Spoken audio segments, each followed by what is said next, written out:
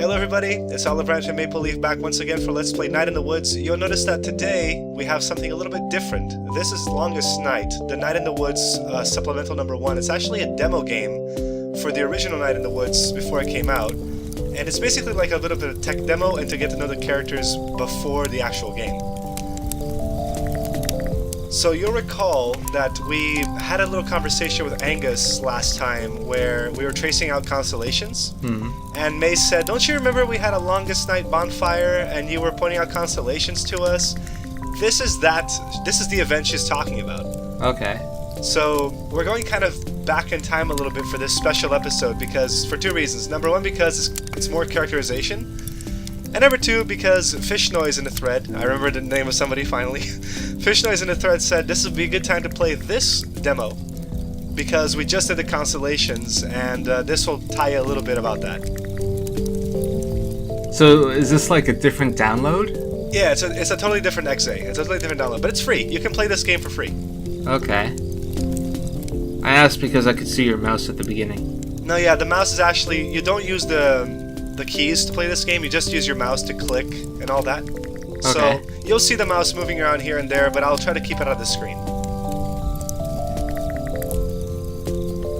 So B raises a good topic. She doesn't remember her life before she was 8.5 years old. Do you remember your life at a certain time? Like, what's your earliest memory? My earliest memory, I have a couple scattered memories here and there that don't really lead up to anything, but my earliest real memory where I don't really know how to explain it, where like I was consciously remembering things at that point. It was when I was 4. 4 years old, and what were you doing? I was just walking down the hallway in my house. Oh, okay. I don't know why B can't remember anything before 8.5, but the others joke that she's a synthetic life form, which is kind of cute. I mean, maybe she is. Maybe all alligators are just synthetic. Yeah, maybe they're all androids in this world. I mean, hell, maybe they're all synthetic. They're animals, after all. They're all Five Nights and Freddy's automatons that have gotten sentience. I like how now we're getting that Angus, because Angus is such a nerd about astronomy, he knows about constellations. Listen up, dummies. We're going to space school. If you're interested in astronomy, then constellations kind of go hand in hand with that, don't you think? Yeah, I think so.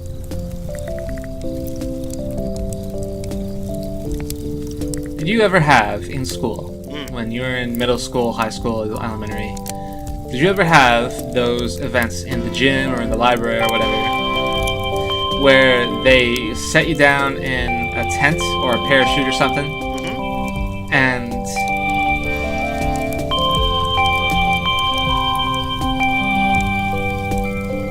you're sitting underneath a parachute or something, and then they blew it up with like an air pump or something, and the inside was a constellation like this? Really? No, I don't think I've ever done that. That's something that I've done. Or at least my class has done, I should say. So the game is very simple. All you have to do is connect the stars that have a similar tone. But you have to connect them, of course, in the right order without knowing exactly the dots. Well, I mean, the angel is an alligator.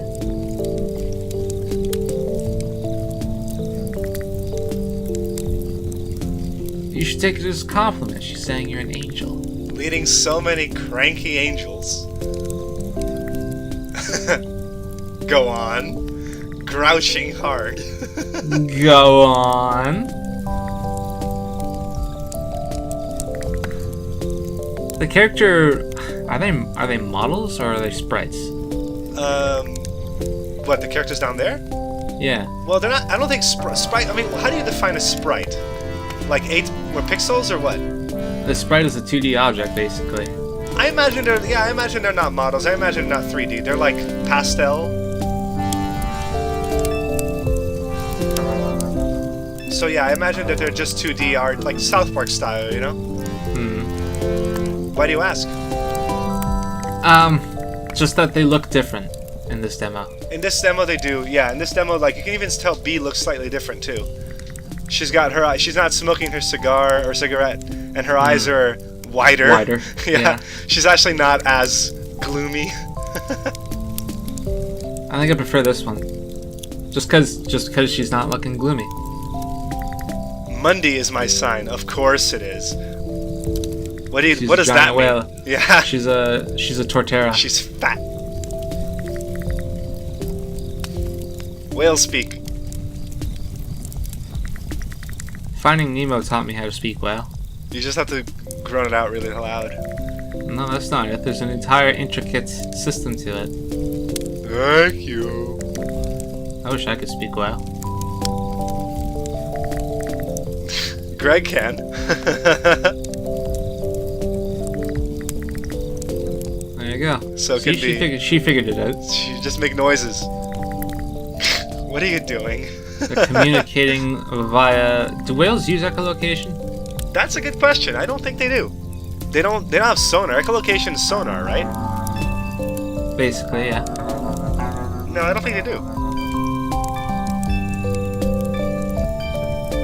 Remember the Sheikah Slate? The Sheikah Bell? We got the bell. The Tolmatron. That is definitely a Pokemon. So this game, I should have played the demo before we went out to see it with Angus, because if you remember, like, May could tell, like, when they saw this exact constellation, May could say, I think it rings when the world ends, which is what Angus says here. When the bell rings, the world ends. And then the big whale, Monday, throws everybody off her back, which is, I guess a thing. Oh hell. We might be taking these constellations for granted, like how we take our constellations for granted. Like you look up in the sky and you see Ursa Major, or the Big Dipper, as some people like to call it, and you're told the story that it's just a bear in the sky or whatever.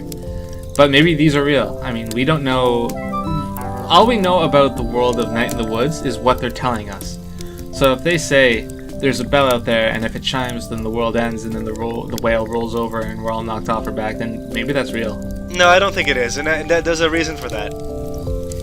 Because most of the constellations that we have today are either Greek-inspired or Roman-inspired. So these constellations are just random shit. What does it mean? His sign is fish. Do we call him a failure and everything? Or do we say he's smelly and adaptable? They're both pretty insulting towards Pisces. Well, I'm saying that he's adaptable and smelly because calling him a failure and everything is just like, May, what the fuck?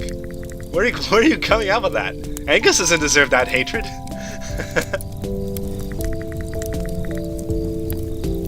What's your sign? My sign is Cancer. Cancer. That explains a lot! What about you?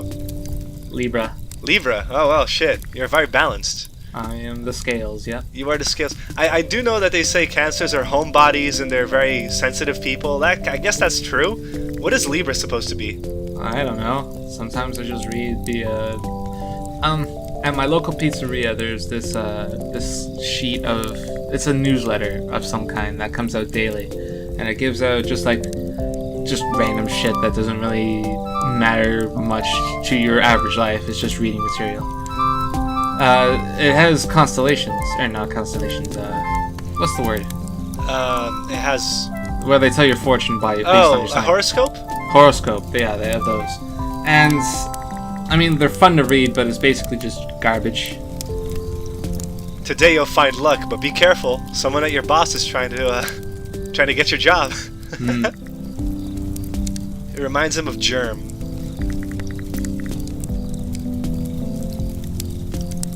You don't know that.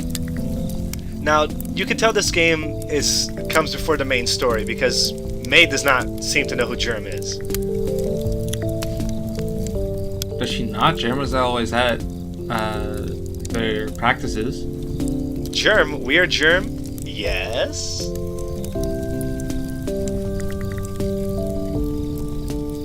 How do we know Germ? May's getting sleepy. Very, very sleepy. It's trying to say that this has no bearing on the game whatsoever, or? This is a supplemental, so it has nothing to do with your main game. It's B. It is B, but Quinona. Someone chopped off B's head. And she continued to speak against her murderers for years. Right on. Preach it, sister.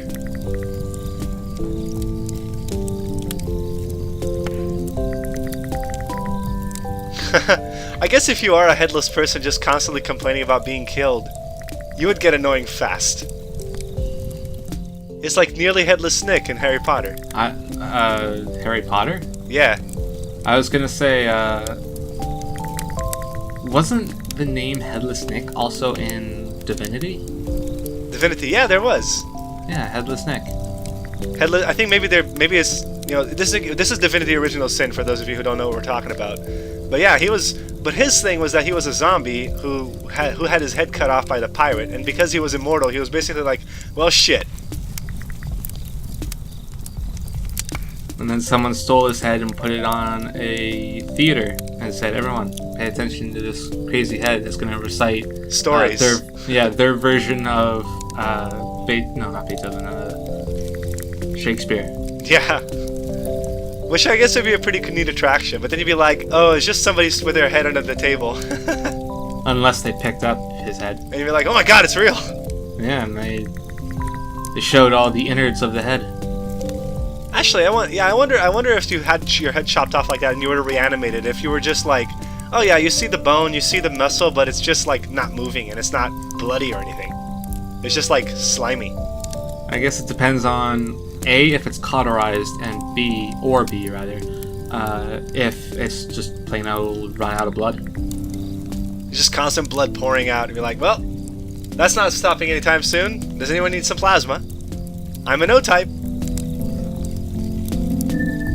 What type are you? That's a good question. I think I'm an A minus. A minus? Yeah, I think I'm an A. What about you? That's uncommon. I am O positive. Oh, that's uncommon. O is the universal donor, right? That's O minus, O negative. Oh, what is O plus? O positive donates to everyone except one, and I don't remember who. Probably O minus. Because O minus is like, I can't take anything except my own. I'd have to look it up. I know AB is the receiver. I think AB negative, I think that's the one, is the rarest blood type of them all, and yes, it is the receiver. It can take from anyone. It's like it's the parasite. Shake fist. I actually can't donate blood because I grew up in Brazil, and I grew up in Brazil during a time where mad cow disease was apparently a presence. So, as much as I'd like to donate blood, they're like, oh yeah, you're a risk. Sorry. Can't risk it, you know? Can't they just vaccinate your blood? No, it's because they're afraid of, like, dormant diseases and all that, you know? Could you go back to Brazil and donate blood? I suppose I could, but, you know, then I'd just be like, I'm gonna go back specifically for that reason. Or maybe not. I'm not sure if they're gonna be like, yeah, we take any blood, you know? I would like to think that Brazilian hospitals have a higher standard than that.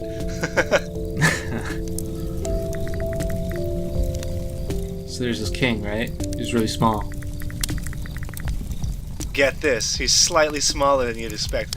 This reminds me of a news article I read this morning, about apparently the king of the Netherlands had a part-time job while he was king flying airplanes once in a while.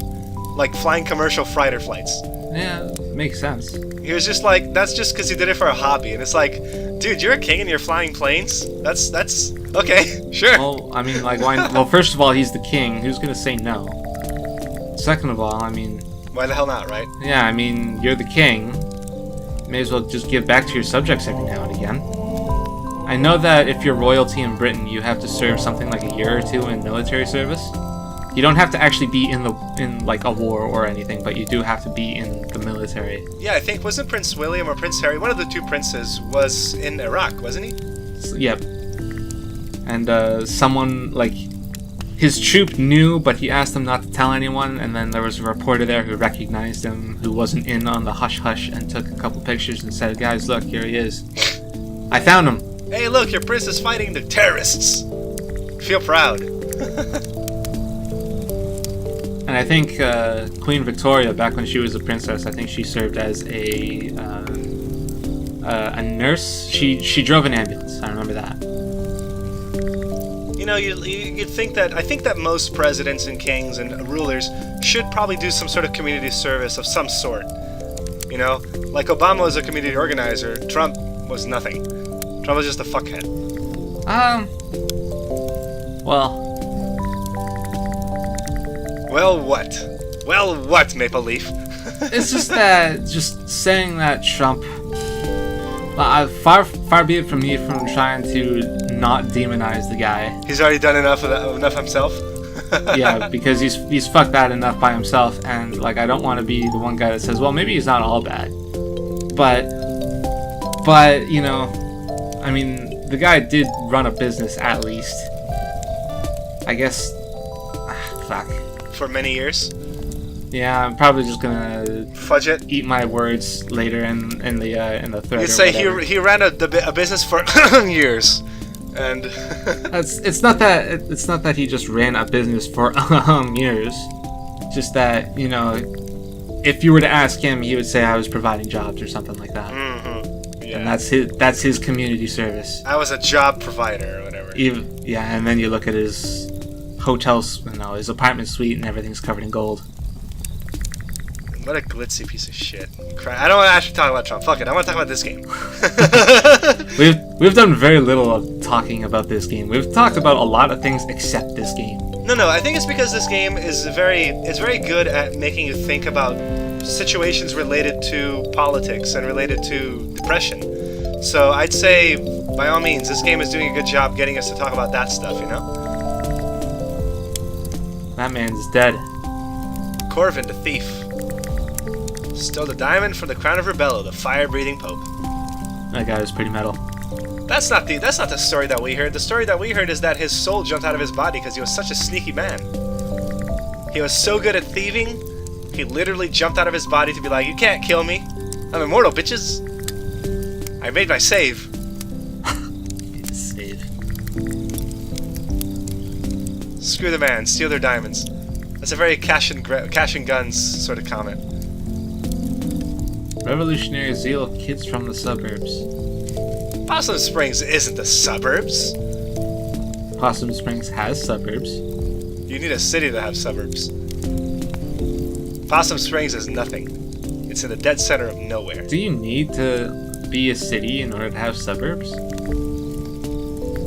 The definition of a city involves some sort of commercial center that is, I guess, estate or banking oriented. Mm-hmm.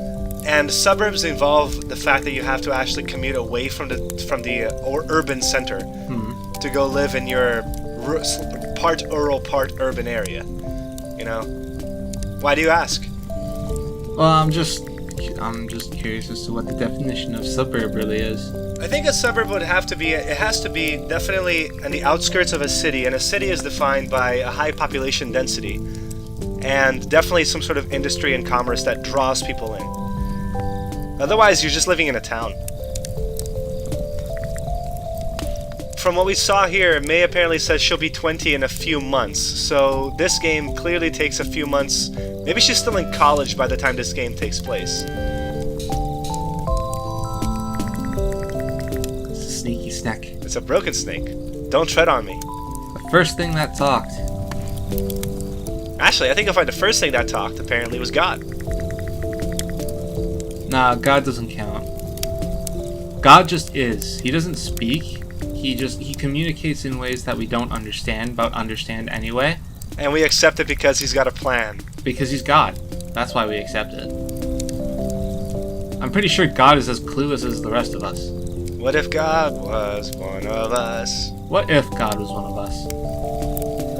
He'd certainly be like, well, I'm gonna go home, catch some Netflix, eat some chips, play some Night in the Woods.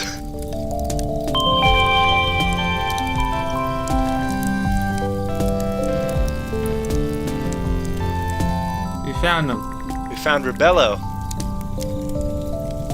I think he's supposed to be a caricature of Borgia. Isn't that the one that everyone hates? Yes.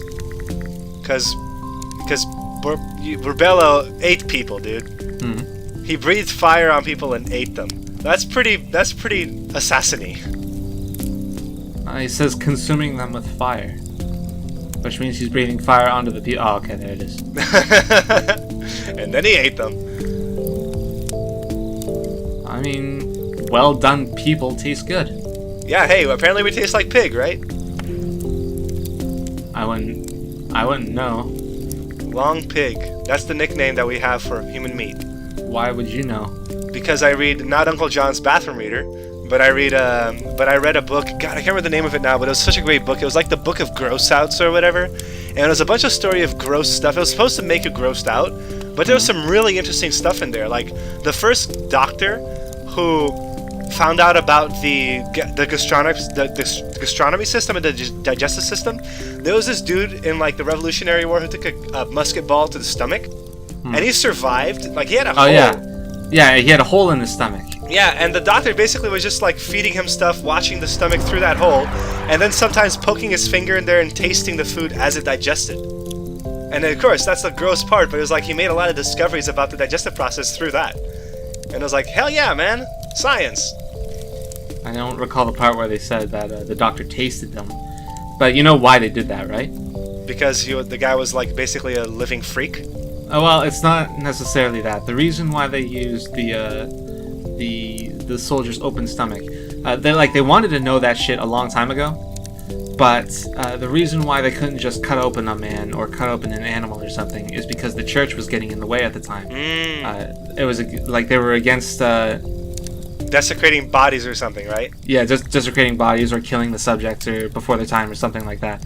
But the soldier took the wounds and he survived, and the doctor said, "Fuck yeah." What's the church gonna say about this one? Absolutely fucking nothing. He's alive. He can say, "Hey, I'm a God-fearing man, and I don't mind if a doctor pokes around in my stomach." And you know what's even crazier is that the soldier apparently suffered no discomfort. Yeah, that's surprising. Well, if you think about it, it's not completely outlandish because you don't have nerve endings in your stomach. Yeah, but you still have a pierced hole in your body. That is the part that's like surprising, is that he does have a hole in his abdomen. He just probably plugs it with a cork or something.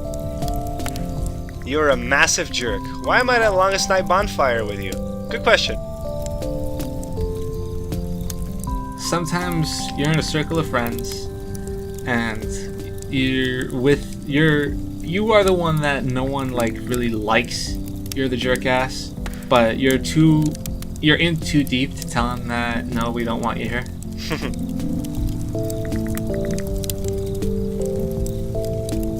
I'm in space, but I'm warm and breathing. What am I sitting on? Well, duh, May. You're sitting on the dark. Don't worry about it. Okay, that's not an answer. It's weird that, well, I guess it's not really that weird, but every star in this little game is a constellation, and it gets me wondering: is there a constellation in our sky for every single star? Possibly. I don't think that unless there's a single star which is supposed to be a dusk star. Oh, I didn't go home for Longest Night. Laundry day. Okay. I have a shitload of laundry that I need to do. There you go. Now everyone on YouTube knows. Gotta do your laundry, man. Otherwise you'll get shamed. You have to call home. Nuh-uh. You don't want to call home. Oh. It's too late to take the bus. What do you call home?